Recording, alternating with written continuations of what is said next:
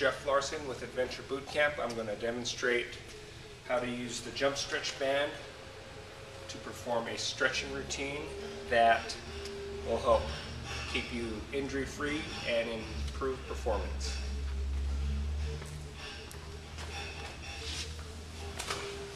Alright, so we're going to do the lower leg first, and you're going to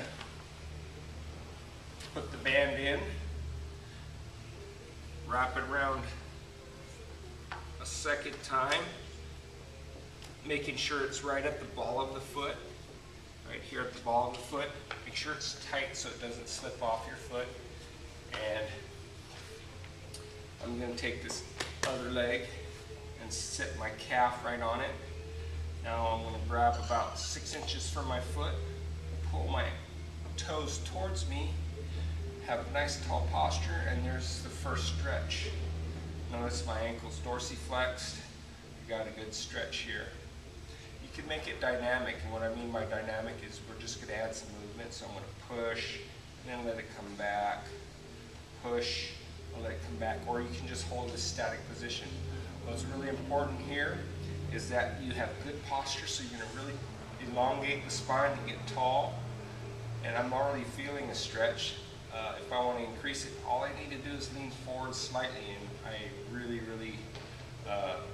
increase that stretch I get in that lower leg.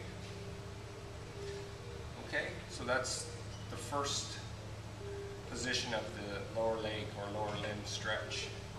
Next one is we're going to grab the band really close on the outside or lateral portion of the foot. We're maintaining the same position on the inside or medial portion of the foot, and then we're going to evert the ankle.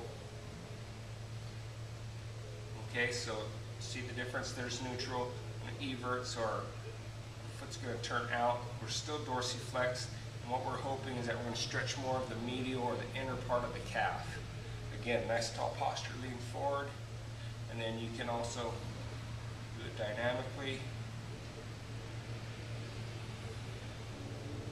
Okay, so that's the calf. Now the second or the third is we're going to invert the ankle, like an inversion sprain. So grab about 3 or 4 inches from my foot on the medial side, about 6 inches on the lateral side, and pull, and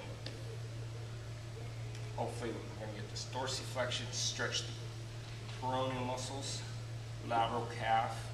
Okay, get tall, lean forward, and that really helps. See, I'm going right back into neutral position.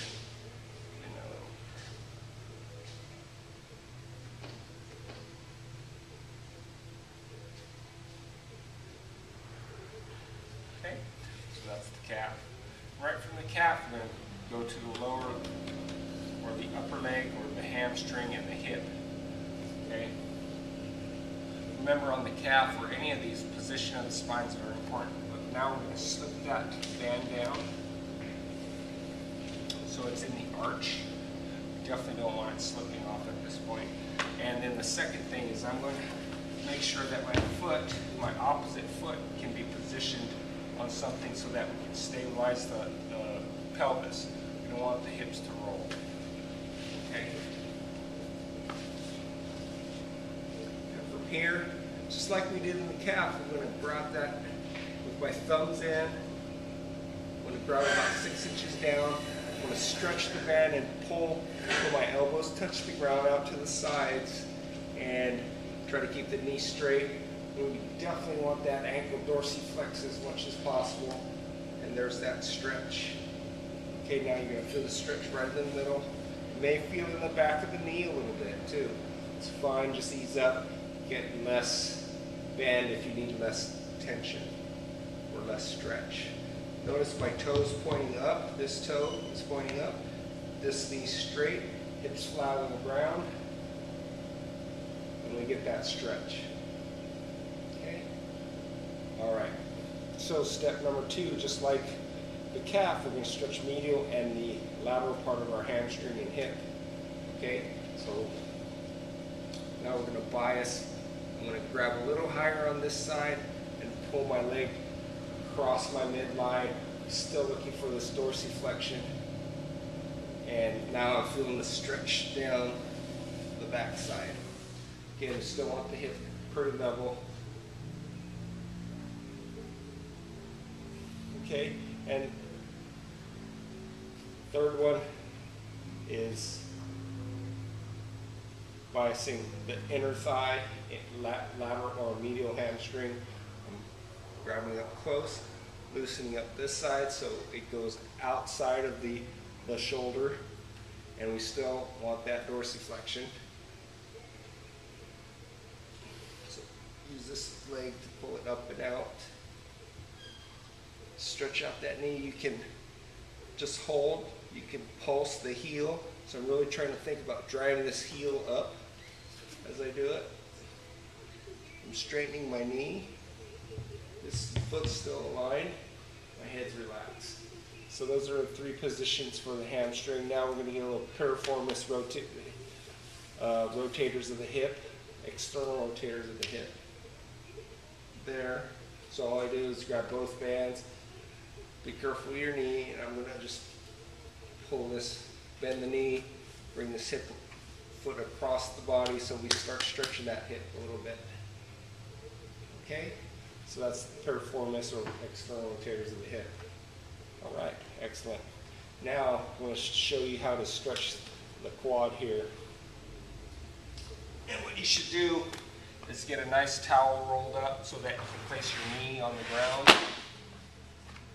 In this case, I'm going to use a mat.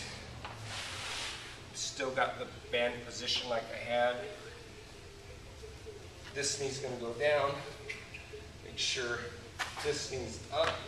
We're going to get, so what's important here is I'm going to get, see this bend in my hip, that hip's flexed. We want extension of the hip. And then once we get extension of the hip, that you're going to feel this stretch here, and we're going to pull this leg and bring the heel towards our glute, and you're going to get a nice quadricep and hip flexor stretch. Make sure your posture's tall. Always have good posture.